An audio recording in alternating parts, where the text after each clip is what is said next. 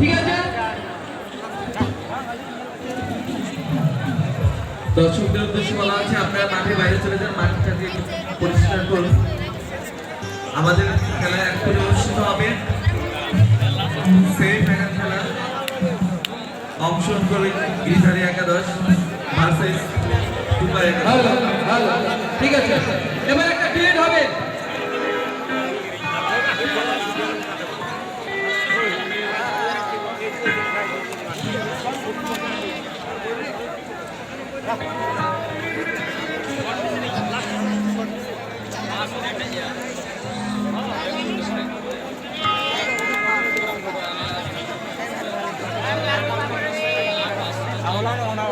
Hola,